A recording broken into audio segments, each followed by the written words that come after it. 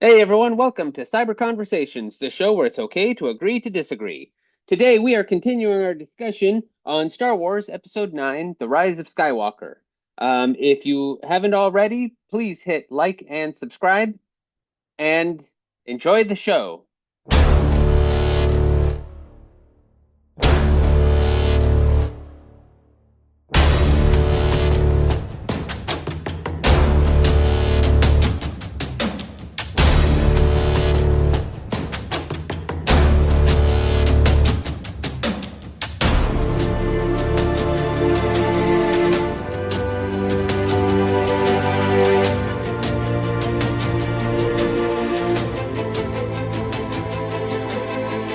I'm guessing that was JJ's response.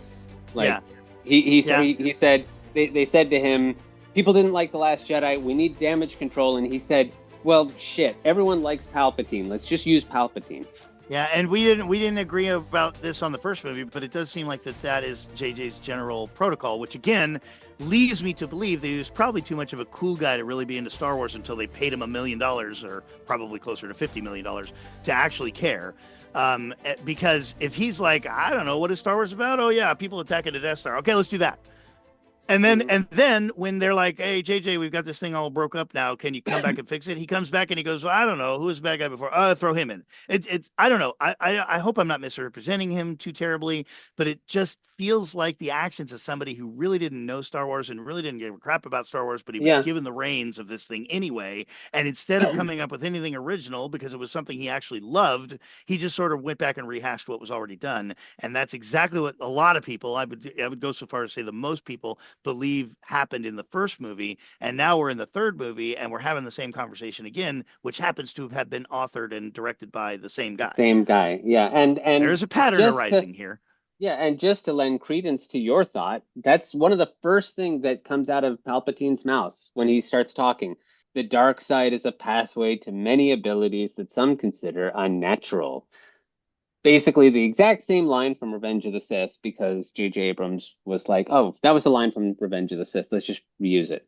Yeah, it's almost like you could have fed the entire Star Wars series into a, AI difference engine, and then asked AI to write you something, and that's what it would have puked out. And I Mhm. and I don't know, maybe that would have been better, but I just feel like J.J. freaking Abrams has been making movies for a long time. He's been given the reins of billions and billions and billions of dollars with the franchises. I mean, for a while there, I remember, and I wasn't in disagreement for a while, he was starting to be heralded as the next Steven Spielberg.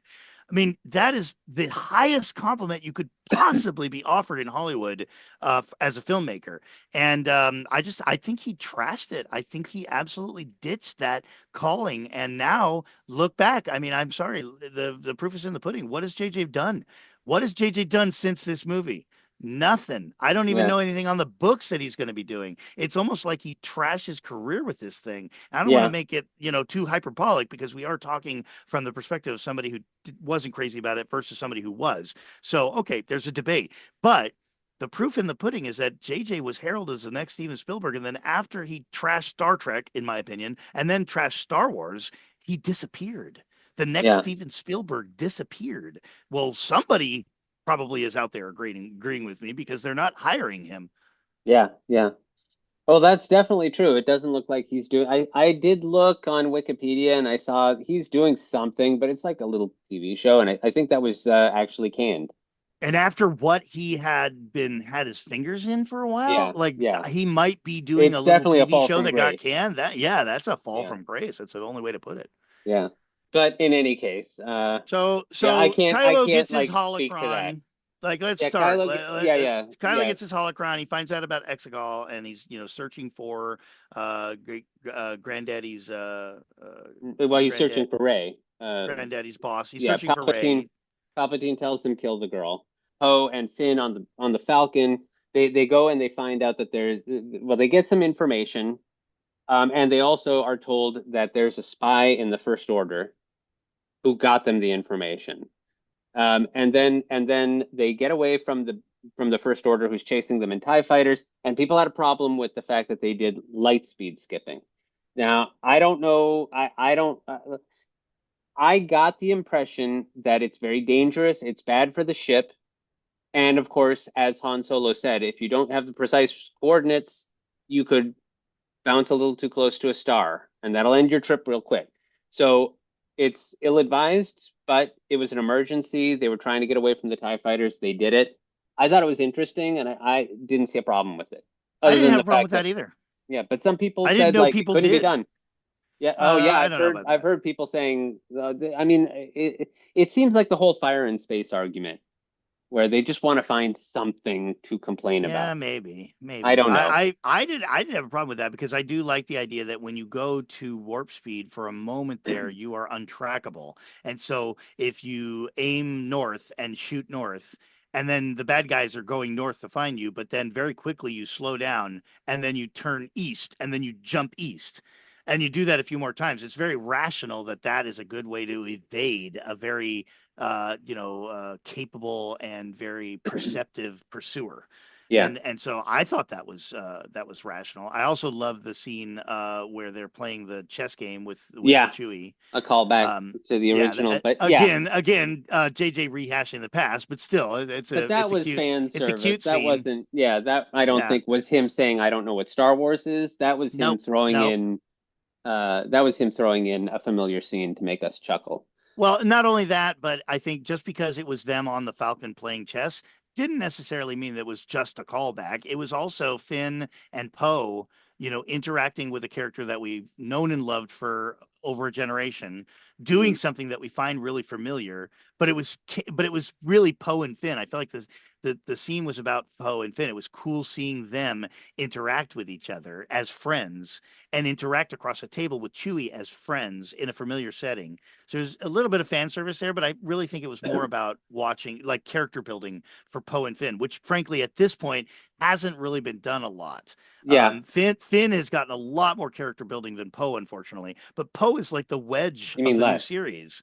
And it's really a shame that we have Wedge that we barely even know. And then what's worse is, and we had this conversation, we barely know him. We know he's a hotshot. We know he's a superstar of the rebellion at this point. But then he basically just gets punked by Holdo in the last In the movie. second movie, yeah. So like I feel like a lot of the time we spend with Poe in this movie is more like rebuilding, unfortunately, which should have never been demolished. Also, I'm not sure if this was intentional or not, but I got the impression every time I watched it, and including last night when I watched it again, I got the impression that the reason they were having this whole chess scene where they mentioned that Chewie always beats them over and over again was a way to say was a reference to the original movie where R2 was beating Chewie, Yeah, it was. and they were saying like you let him win because He otherwise he's pulls your going to pull arm your off. arm out of the Yeah. sockets. But I think that this movie might have also been saying like Chewie's not a dummy. He's because that first movie Hell kind no, of gave Chewie's you the not a impression. dummy. Well, Yeah. the first movie you could easily say like he's some grunt Yeah, he's a who big can't dummy, play and the only chess. reason why he wins chess is because he can tear you apart. Yeah, I hear Yeah, what you're saying. but now they were saying like no, he's actually really good at chess. He just No, couldn't beat bro R2. is an interstellar navigator. You Yeah. couldn't do that, neither could I. Bro is a welder. I mean, Yeah. I know how to weld, but I bet he's a better welder than I am. Yeah. He's a light speed starship mechanic. Yeah. But Chewie is no dummy. no, no. But I definitely, at least that was the impression I got seeing that banter with Poe and Finn, where they're saying Yeah, he that's a good always beats observation, them, actually. is Yeah. for them to say, like, Chewie is really, really good at chess and he's very intelligent. And the only reason he lost R2 is because he lost to a computer. It's a computer, yeah, Yeah. and he's so good that if he loses, then he loses his temper, and he happens to Yeah. be a Wookiee. He happens Yeah. to be a freaking Bigfoot. So if he's capable of ripping your arms off, then he probably will. Yeah. So Yeah, in no, any you're case, right. You're right. That's a good observation. I think that was also, but again, I would just, it's a small scene, but I just want to say that everything about that scene I think was done cool. It was yeah, good I for the liked it. characters. It was good for all the characters involved, and it conducted fan service in the background. And I think Yeah. those are the points that you want to hit. I think Yeah. that's not rocket science. That's just a good formula. Yeah, I like that. And I also like the scene that came next, which was Rey doing her Jedi training. Which, ironically, despite the fact that everyone says Rey is a Mary Sue, Finally. well, despite the fact that everyone says Rey is a Mary Sue, this movie shows us more of her training than we ever got from Luke. We never saw Luke train this hard. We saw him in one movie, and it looks like it was for a couple of days at most, because it was the amount of time it took for the Millennium Falcon to get out of the asteroid field and to Bespin.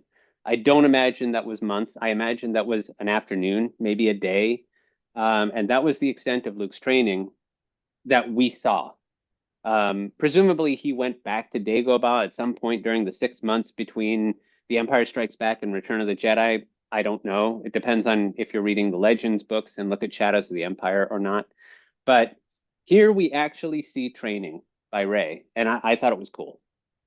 Well, Rey is our big champion, so we need to see her earning her place as the champion. We need to see not just the badassery, but like how we get to the badassery. And Mhm. so any amount of training we can see with Rey is something I'm grateful for.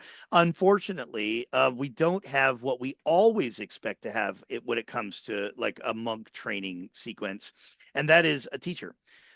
Because Rey just She's teaches got herself, which is no, she's got why, Leia. which is which is why she has the Mary Sue reputation. Oh, no, But I don't know, because she does have a mentor. She has Leia, who's yeah, watching okay, her the whole time.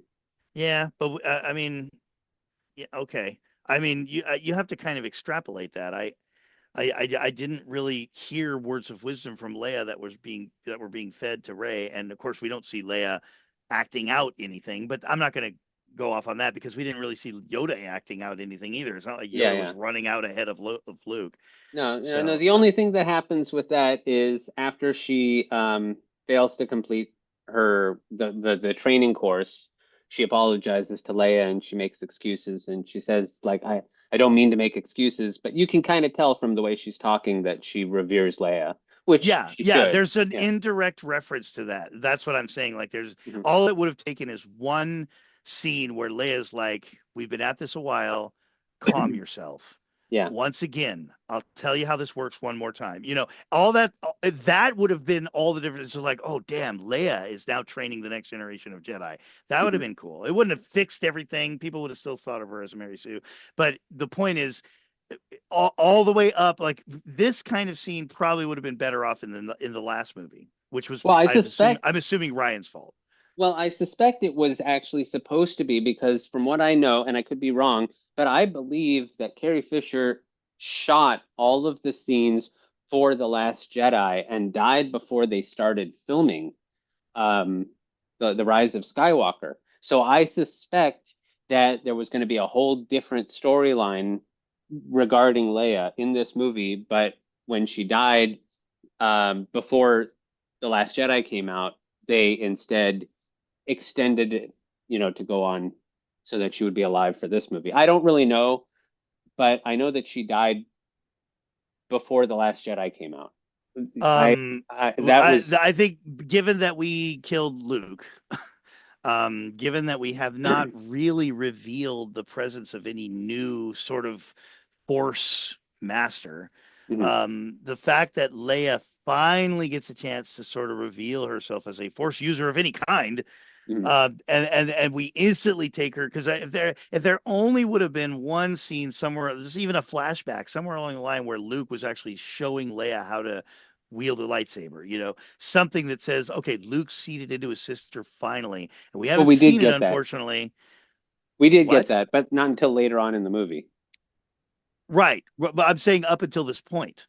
And Right, so, right. like, I'm talking about the chronology of storytelling here. Yeah, yeah, This is yeah. probably something like that's a scene. I understand why we would have got it in the Force Awakens, but it really does seem like that's a scene that we should have seen in the Last Jedi. Mhm. But we have to go back to the whole. Well, Ryan's whole point was to not actually, you know, do anything anybody expected in the Last Jedi. So Yeah, unfortunately. yeah. But that's what we needed. We needed that sense of lineage. Qui-Gon to Obi-Wan, Obi-Wan to Anakin, Anakin to Luke, Luke to Leia, Leia to Rey. Like there's an unbroken line there, you know. Hmm. And I'm not talking about, ooh, that would have been cool because I'm a Star Wars fan and that's what I wanted. I'm just talking about storytelling 101 here. I'm talking about like a lineage that says this is a weird supernatural, you know, discipline that we've got going on here, and it doesn't just come to people naturally. It has to be taught. And we already have this long legacy of teachers that we have come to respect, and we've seen them in action. And so if you know, by the end of the movie we're looking at Rey as like the embodiment of all the Jedi, well, the way that would have been established in story is to set up this domino effect that says Yoda, Qui-Gon, Obi-Wan, Anakin, Luke, Leia, Rey. Yeah, and like before we even get to the last scene and she's like, I'm all the Jedi. Before we even get there, we were already like, okay, so far as we know, Rey is the carrier of the torch that we have seen as a continuous thread all the way back to the beginning of the story. And we never got that. I do like the scene where she's floating with the rocks around her, though. I mean, it is far more advanced than anything we ever saw Luke do. But I think it shows that she's a natural with the Force and that the Force is very strong with her. Unfortunately, it's, in my opinion, it's devoid of meaning. It looks cool and I can accept it, but it's devoid of meaning because we still don't know why the Force is strong with her. We have no indication whatsoever for why the Force has descended upon this one person. It's not because of her selfless nature. It's not because of her birthing. It's not because of any torch that's been passed to her, as far as we know. But she clearly has got a power with the Force that is unlike anything we've really seen. What she's doing in this shot, where she's not only floating all the rocks around her, but she's like spinning them in like um, um, gyroscopic orbits around her. So there's like a Yeah. three-dimensional control of how they're moving. That seems like something you'd expect Mace Windu to do. And I'm Hmm. not saying Rey shouldn't be as strong as Mace Windu. I'm not saying that. I'm just saying when Mace does it, you know that there's a legacy there. Hmm. There's a reason. With Rey, it looks cool, but there's no reason. So it's kind of hollow. And I think that as a Star Wars fan, as somewhere in between the average screaming fan out there and your position, I can put on my kid mask and I can enjoy something. I can look at this and I can see that you know, okay, oh, Rey's powerful and she has control over the Force, and more importantly, I see that the Force has chosen her. Okay, accepted. But it ends up becoming hollow. And I think when you hand that over to a lot of the screamers online, what you get is like, well, without that substance, she's a Mary Sue. She's automatically more powerful than Mace Windu. You know, I can see how that ends up becoming outrage. I get it, but anyway, It's a cool well, visual. It's a cool yeah, visual, but like Lucas said, a visual without an effect without a story is a pretty boring thing. And this is yeah. a perfect example of how you have a really cool effect, but you don't have a story underpinning it. And that story could have made all the difference in the world for this one shot where she's Mhm. focused and she's floating and she's suspending all the rocks and stuff. And it could have meant so much more with just a few little easy scenes before that leading up to it. Yeah, I suppose. But I think the big thing about it is that we see that she's trying to communicate with the Jedi that came before her, and she's unable to hear them. And then, but we also establish that she still has a connection to Kylo Ren because he's still able to talk to her Yep. remotely. Yeah, and that whole remote talking thing is introduced early because we've never seen that before either. It was in The Last Jedi, Little bit. We've seen a little bit of it. a Yeah. lot Well, of we it. saw it in The Last Jedi, but before that we've never really seen it Yeah, I before. know So we hadn't seen it. we could introduce So, the fact that there are many disciplines of the Force that we haven't seen because maybe they've just fallen out of style. We go yeah. back to the Knights of the Old Republic and they're doing some weird things that we've never seen, like the Skywalker era Jedi do. We could also chalk it up to the fact that the Force is way deeper than anybody understands, and it is capable of doing things like Rey's got healing magic. We That's Yeah. not something we know of any Jedi that was capable of doing. No, I mean it was in a lot of Legends books and the games I know Right, have right. always had them. And so it was kind of a thing that was understood, but this was the first time we actually see it in the movies. Yeah. Her force healing, although that happens later, but we do see it. Um, And it makes sense. The Force is about Oh yeah, yeah, life. yeah, It's about definitely. creating life, preserving life. Life. It makes sense. We just never seen it before, and so I'm open to the idea that the Force is not only bigger than anybody imagines and capable of a lot more, but also that once upon a time the Force was kind of like the Force use was diffused across. I'm just going to be conservative and say 1,000 Force users. Hmm. Now all those Force users are dead, which means the entire focus of force power in the universe is basically befalling on one person. And so, for that reason, I am absolutely ready to say that Rey is the repository of all the force power. I think it's a little bit of a stretch to say I'm all the Jedi, but I love the idea that she's the repository of all force power, and the force has to lean on her entirely to re recover the balance that was lost, Yeah. because that's Although what the force is always after is balance. although I think that the impression I got was that she might have been a focal point of the Force because she was the only Jedi left alive at this point, or one of the only. But I think that the Force has also spread out at this point to start affecting more people. And that's something that I was going to talk about when we get to it, which is late in the movie when we meet what's her name? Jaina, Who's that? the one on Endor. Um, they meet a group on Endor, and they were actually stormtroopers like Finn, and they suddenly had a feeling, and that's why they deserted. They were ordered to fire on civilians, and they refused, and they laid down their arms because they had a feeling, despite the fact that they were conscripted as children. And I at least got the impression this is the Force working through them and saying, no, you Sure. can't fire That's on not a civilians. stretch. That Yeah, that's not a also stretch. was what I saw with the child at the very end of The Last Jedi, who was able to force pull a broom to him. He didn't Yeah. even seem to realize he was doing it. Right, He right. looked like he Yeah. wasn't even paying attention. He just reached out with his hand, and the broom came to him. Could be that the Force is dispersing throughout the galaxy, but I think Yeah. that Rey is the focal point. Yeah, and you don't have to spell all that out necessarily. We're all a bunch of nerds and we pay really close attention and we love figuring out all the stuff going on in the background. So I'm not suggesting that everything should be spelled out. There's some things that we can actually surmise and we're doing it right now. Mhm. But Ray is I'm confused about Ray because I'm not the type of person that just is gonna, badmouth her because of the whole Mary Sue thing. I've got mixed emotions about the whole girl boss thing. I think there's nothing wrong with a girl boss, but I think that probably the offense that occurs with the girl boss phenomenon is when you have a girl that has to belittle everybody around her in order to be, on a higher pedestal. And Mhm. and I don't really see that with Ray, really. No, no. I mean, plus she's so pretty. She's so fun to watch. And I love the fact that she's dressed all in white. She just Mhm. looks like a knight in shining armor, But Yeah. that's all shallow stuff. That's all okay. She's pleasant to look at. Okay, fine. That'll sell to little boys.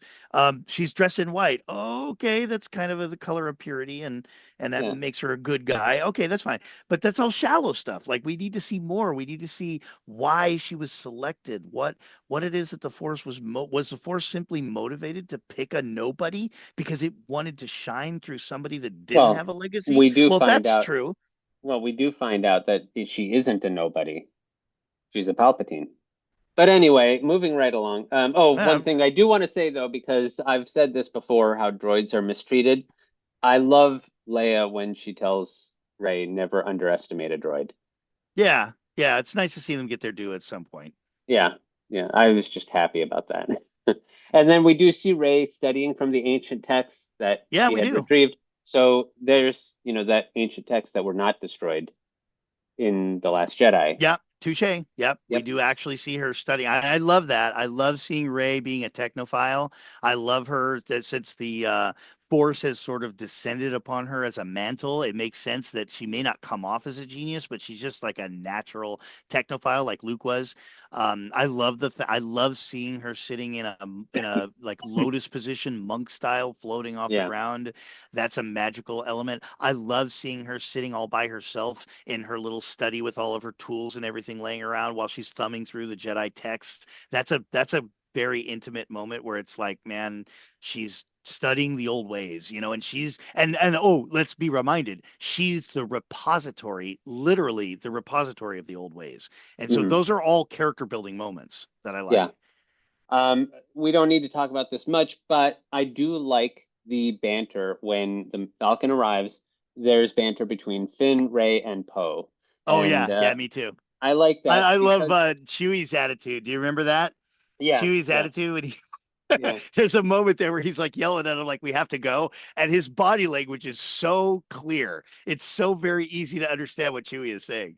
yeah, yeah, and even when they're talking to Rey and Chewie says something to her, and she's like, you light speed skipped," and meanwhile he's upset because there's damage to BB-8 from the tree falling on him, Yeah, yeah, yeah. and she's like, "The Falcon's on fire," and Does BB-8 keep that dent the rest of the movie? I didn't notice, I but didn't either. yeah, I I didn't know either. that Seems like he'd have Poe was trouble like, rolling if he did. yeah, but Poe was like, "You damaged my droid," and she's like, "The Falcon's on fire," and Yeah, well, and I it's cool at this point. We're on our third movie. It's cool to see our main three characters being three main characters. yeah, It's cool to see Finn and Poe playing chess. It's cool to see Finn, Poe, and Rey sort of, being impatient and screaming at each other, but also being absolutely on the same side from three different yeah, perspectives. yeah, and I Finn actually is appreciated Finn the is the fact that ground guy, Poe is the sky guy, and Rey is the magic guy. yeah, but also I like the fact that even though they kind of if for a newcomer it would look uncomfortable because it looks like they're arguing with each other and they're not cohesive, but then Poe says, "We need you out there. You're here, and this is why I'm upset because we need you. We need your help." And, it's like he knows she's got to be here to train as a Jedi, but at the same time, it would have been a benefit for her to be there. And he's acknowledging that. He's not saying, you're not doing anything. He's saying, you know, we need you. That changes the whole dynamic because it makes it like they are friends at this point. Because we never really got Poe and Ray together. Yeah, In the we first two uh movies, we they we we barely kind of have spoke. to I'm glad JJ gave us this scene because it sort of reminds us that they have become friends, but it's almost like skipping ahead in the book because we what we wanted to see was them becoming friends. Yeah, yeah, But but they didn't that's show again, that. I'm gonna go ahead and chalk that up to Ryan not giving us what we wanted. Yeah.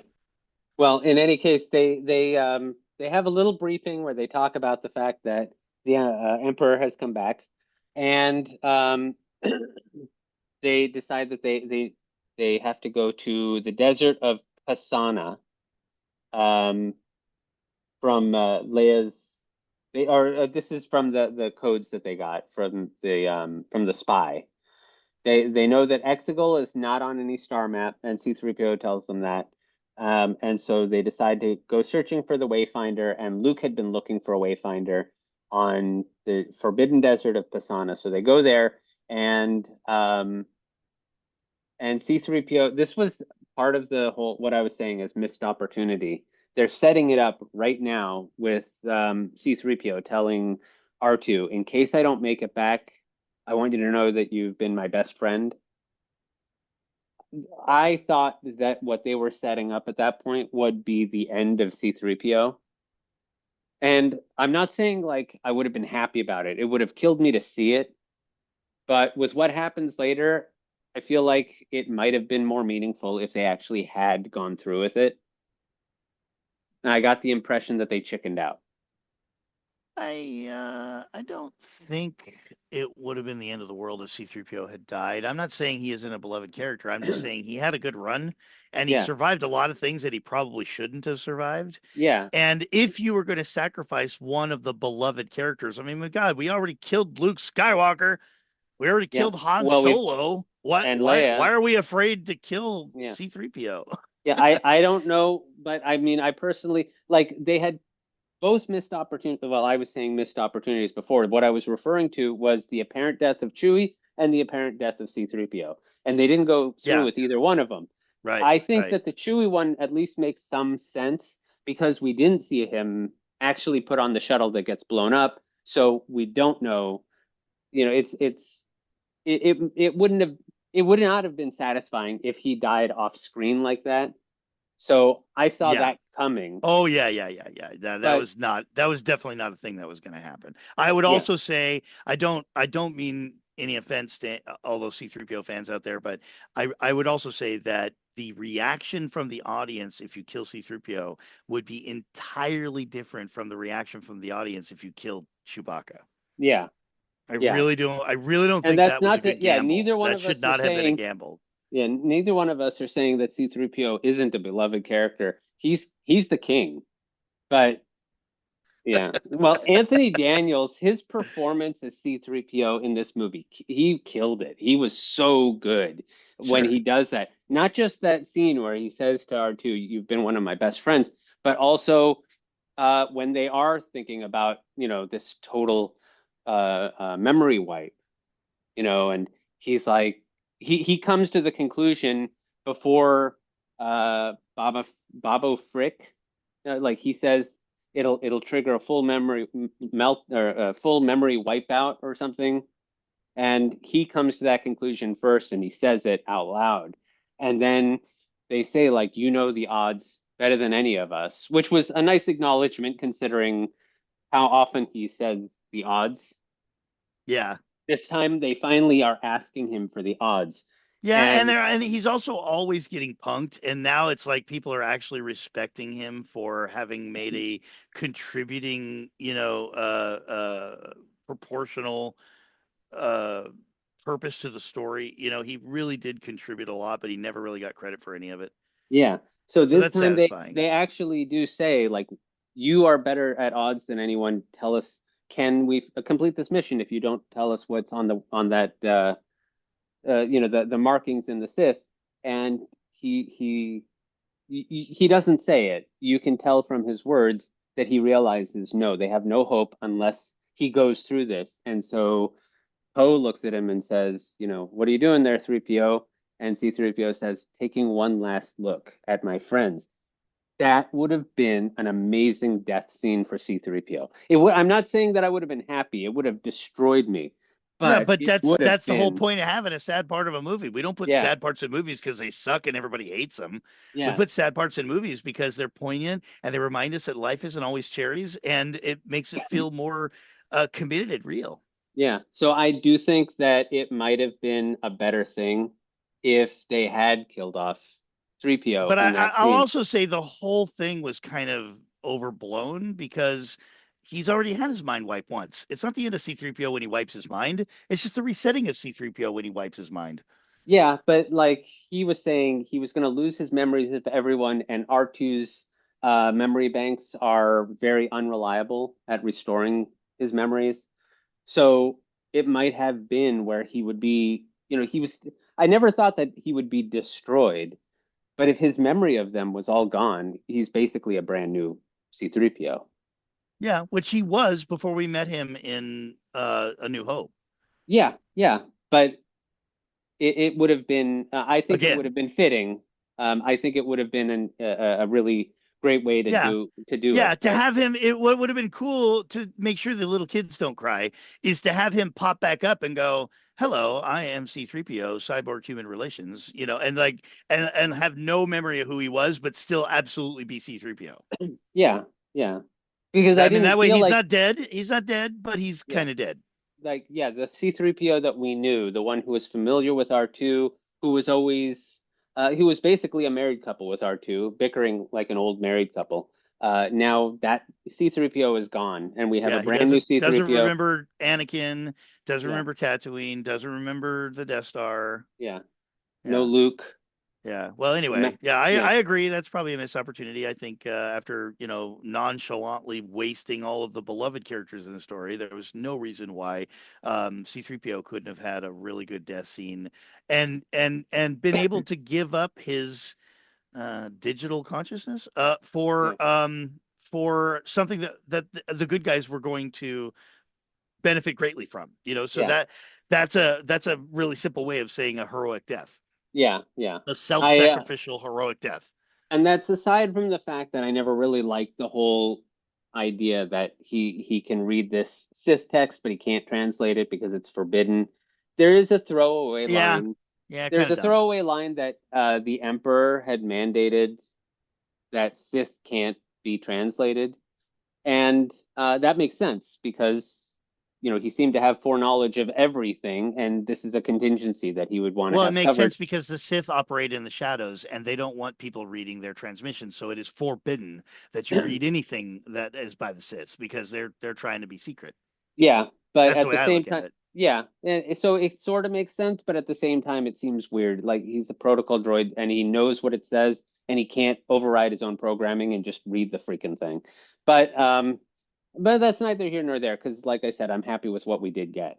The one Anyway, thing, so they go to this weird dirty well, they desert do they planet do with the bring big back with the big market. Do we miss the part where the trader is getting chewed out? Isn't that where he get drug around the bridge, or is that later? um well, wait, I the don't know the what the you spy who has not yet revealed that's himself. Hux. Yeah. He gets drug around. He gets humiliated on the bridge by Well, Kylo. he's always humiliated by Kylo. That's part of why he becomes a traitor, or that's why he becomes a spy, is because he doesn't want Kylo, to win. He's always kind of being thrown around. But yeah, he does get chewed out. But before that, we actually see this is just something I wanted to mention because we talked about it in the last movie. Is we come back to Kylo Ren just in time to see him get his helmet put back together Oh yeah, yeah, because Ryan didn't like the helmet, I guess.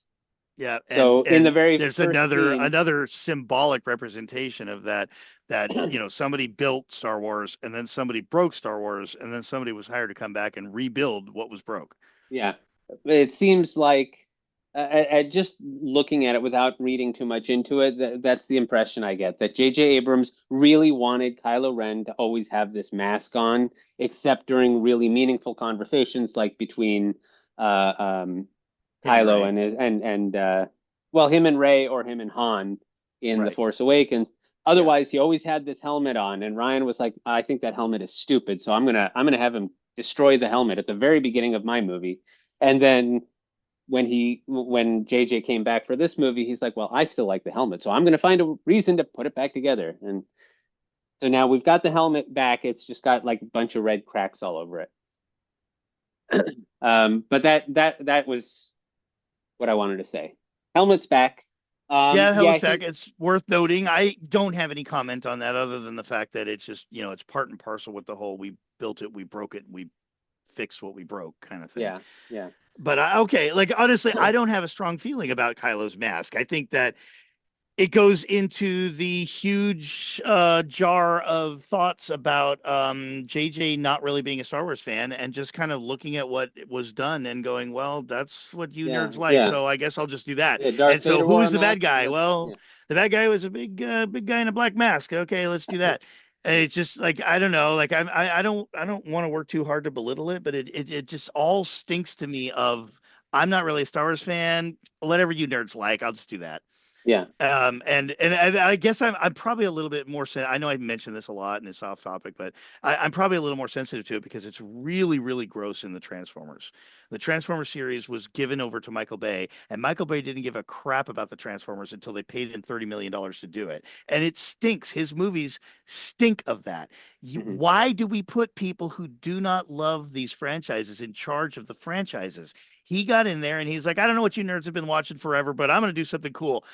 Here's what Transformers always used to be, Michael. I don't know. I don't like any of that. Let's do all this new stuff. And then we're gonna slap the label across it, and I'm gonna look at this giant pile of twisted spare parts, and you're calling that a character that I already knew, and it's not the right color, and it's not the right personality, and it doesn't transform into the right vehicle, and it's totally unrecognizable, but you're still calling it that character. It just pisses me off. It's disrespectful, and hmm I see that I guess I see that in an exaggerative sense here in JJ's work, where it just feels like somebody who, no offense, somebody who was probably really cool in high school, somebody who was sort of a born leader, somebody who knew what he was and what he was doing. He goes to, you know, Cal Arts or UCLA or whatever, and he learns filmmaking and he studies the greats, Lucas and Spielberg, somebody who has, the stereotypical, I went to see Star Wars and it changed my life and now I want to make movies, but not somebody who's ever really watched Star Wars the way you and I have, the way the fans have, It not just somebody who's ever seen it as anything other than an interesting way to see how they film this thing. it, yeah, it just reminds me of a Friends episode where an old friend of Ross and Chandler comes into town who's called Gandalf, and Joey doesn't know who he is, and they're like, Gandalf, don't haven't you ever read Lord of the Rings in high school? And Joey looks at them and goes, No, I had sex in high school. Yeah. Okay. Well, I've never seen Friends before, but that's a good example Yeah. where it's like, well, on one hand, we can be like, well, who's this cool guy you hired? He doesn't know what these nerdy things are. And for us nerds, that makes a lot of sense. And it's like we want nerds to defend our nerdy stuff because we like our nerdy stuff, and nerds are the only ones that really like the nerdy stuff. But Mm, unfortunately, and I'm just trying to be fair here, unfortunately, and this is something I think a lot of people don't think about because they've not been in the entertainment industry, nerds do not necessarily go into filmmaking very often. The yeah. people that go into filmmaking are hardworking people that have, active social lives. It is their social lives that get them the opportunities that open up these doors at the studios. It is Yeah. the fact that they go to bed on time and not stay up until 3 o'clock in the morning playing video games that allows them to be able to get up for a casting call at 6 a.m. These are not the kind of people that the people that produce. I found this out in Hollywood and I've found it out ever since. The people that produce are not like the people who consume. In fact, most of the people that produce barely consume at all. They're too Hmm. busy producing. And Yeah. so, J.J. Abrams and Michael Bay and the rest of them, they're all cool guys. They know how to say the right thing at the right parties, and they're not the kind of guys that watch these movies over and over and over. They probably think it's pathetic that anybody would watch a movie like this over and over and over again. And those are the kind of guys that get given the $30 million contracts. And unfortunately, they're so out of touch with the fans, they're not really 100% sure what people are liking about this. They don't know what people want. And so they do what they feel is going to establish their own careers better. So they use this massive IP that comes clipped to this huge, unstoppable viewing audience, and they use it to further their own career by doing what they think is cool. And in Star Wars, I feel like with Michael Bay and Transformers, okay, this thing was from the 80s and it was a Saturday morning cartoon. I don't know if anybody really cares if I make this red guy purple. Okay, that's one thing. But with JJ, it's like, oh, this is Star Wars. Like, I can't go off on my own thing. So I've got to do something that is not going to piss people off and something that's going to feel like Star Wars. What did you guys do before? That's what we'll do. And so I feel like there's less of a risk. There's a greater sense of risk aversion on a franchise like Star Wars than there is on a franchise like Transformers. And I think JJ didn't take the risk because he really didn't know where to go outside of what's already been done, Yeah. which just makes him George Lucas 2.0, unfortunately, Yeah. which And you'd I probably and be I hate really to say insulted to hear me say. I hate to say all of this, but because but it's true. Like that's the impression I get that JJ didn't know what Star Wars was, and I really don't know what the answer is because Hollywood doesn't seem to want to learn that lesson. No, no. And all these years later, Disney being railed on by the vast majority of their audience has never come out and go, okay, guys, look, let's set the record straight. I got Ryan Johnson right here on my left. I've got J.J. Abrams right here on my right, and we've got as a special guest, just so you guys can know we're all on the table. We got George Lucas over here. Let's have a conversation. This is how it actually happened. Like that is a PR dream that Disney has all the power and the right to be able to do, and they've never even teased the idea. So there's a lot of questions, and there's a lot of weirdness, and there's a lot of fan theories, and all Disney has to do is come out and tell us the truth to end all of it. But they never Yeah, have because I believe, and I think you'd agree with me, we already know the truth. Disney And the doesn't truth want to is admit they're wrong. it's kind of dismal. It's kind of disappointing. It's kind of dismal. It's a little bit shocking and enigmatic, but it's inescapable. And I think Disney has never tried to correct it because if they tried to correct it, the only thing they could do is lie. And they don't want to do that either. Yeah, So they just let it rest. yeah. It is we what have it to is. kind of breeze through this part, but I'm not. yeah, I'm only saying what I'm saying because I am taking the position of I didn't like this movie. I already said that. yeah. And again, I just want to reiterate when I say I didn't like this movie, I just want to expand that. I love this movie. As a sci-fi movie, it is fun. As a Star Wars movie, it is fun. But I'm so baffled by the fact that it's a Star Wars movie and it could have been so much more. And I think that's where everybody's head is at. It's not that anybody hates this. Like I don't even think I don't know, maybe I'm going on a limb here, but I don't think you hate the Phantom Menace. In the spectrum of sci-fi movies out there, if you could just check your brain at the door, the Phantom Menace is a really fun romp of sci-fi action with laser swords and wizards and explosions and spaceships and robots. But you're expecting something more from Star Wars, I think, Mm, and that's a better way to describe it. yeah, and maybe we shouldn't because Star Wars, I mean, you've said it before, it's not a religion. Just a movie, yeah, Yeah. yeah. And so I just want to say, like, when I say I hate this movie, that is only relative. I Yeah, yeah. don't hate. I Well, don't also, hate the I Rise don't of hate. Skywalker. That's not anywhere near an accurate word to describe how I actually feel about it. Yeah, and that's the same thing with me and the Phantom Menace. I don't hate it. I like it. I just don't like it Okay. as much as the rest of the There Star you Wars go. movies. It's relative. There you go. Yeah. Okay. Well, that was big of you to admit, so I think we're on the same page as far as that goes. Yeah, yeah. Well, I like it more now, especially. I mean, we talked about this when we were talking so long ago about the Phantom Menace, but I enjoy it a lot more now than I did back then. But I never hated it. I just Hmm. didn't like it as much as the rest of the Star Wars movies. Hmm.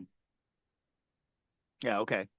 So anyway, there's a lot of stuff that we can skip over. Not that it's not important to the movie, but there's just not much to say Well, about I it. really like the mollusk people that were running the farmers market thing. I Oh, kind of the wish. Aki Festival Is that of what the they were? ancestors. Yeah, it was Yeah. kind of weird, but okay, it's Star Wars. Lots of weird Yeah, things going on in the I weird like galaxy. seeing the I really, I aliens and the children, the little child aliens. They look like yeah, little, yeah. I It's don't know a what they little look like. teaser of like a vibrant culture that we've never seen before and that we probably Yeah, will never see again. And that's actually Star Wars to get a little teaser and go, whoa, whoa, whoa, go back. That was cool. yeah. But I will say though, we need to mention that in that scene, if I recall, Rey is talking remotely with With Kylo, Kylo and Ren, he and reaches out, doesn't he? In that scene, he yeah, and he reaches out and grabs that pulls the necklace. necklace off her freaking chest. Yeah, Like, okay, that's a new ability. yeah. So it's so almost like a force ghost standing in front of you. You're not psychically projecting your voice across the galaxy. You're sort of spiritually there. You're Hmm. in that proximity. And if you're powerful enough, you can actually reach out and affect that reality where you are remotely projecting yourself. And I they mean, do that several times in this movie, but yeah, this is the first time we see yeah. it. Yeah, and that's a game changer. Like that really Yeah. does change the nature of what we think the force is capable of. Now, one thing that I don't, they never said it, and I have no idea, but I wonder if that's only possible because of the connection specifically between Kylo Ren and Rey, because we do That's an find out interesting that they thought. are we Yep, do find out they're a dyad in the yep, Force. yep, yep. So And so maybe maybe, maybe that's true. That's a matter of debate among the geeks, and I'm sure everybody has a different opinion, but it's not necessarily something that we needed to have explained in the course of the movie. So, no, no, but it's something that they could explore in the future. Maybe it's yep, something that the Jedi can yep. do if they're really strong with it, or maybe it was only because these two were a dyad in the Force. Unless what seems to be the vast majority of the fans get their way, and the entire sequel trilogy is declared as non-canon. It's not, that's not going to happen. Not likely. That I can guarantee you. I would stake my life on it. Oh man, that would be like a massive apology on the part of Disney, and I just Yeah, do they're not see that not going to do happening in that. in No, any known universe. I do not not see a that happening. chance in hell. Plus, aside from the fact that Disney would never admit that they were wrong, and they would not basically shit can this whole thing and say it never happened. But on top of that, people like me who enjoy it would be pissed off, and they don't want to do that either. Yeah, yeah, that's true. Well, that's all the time we have for today. I hope you've enjoyed the show. If you haven't already, please hit like and subscribe. And we'll see you next week. In the meantime, make tomorrow better than yesterday.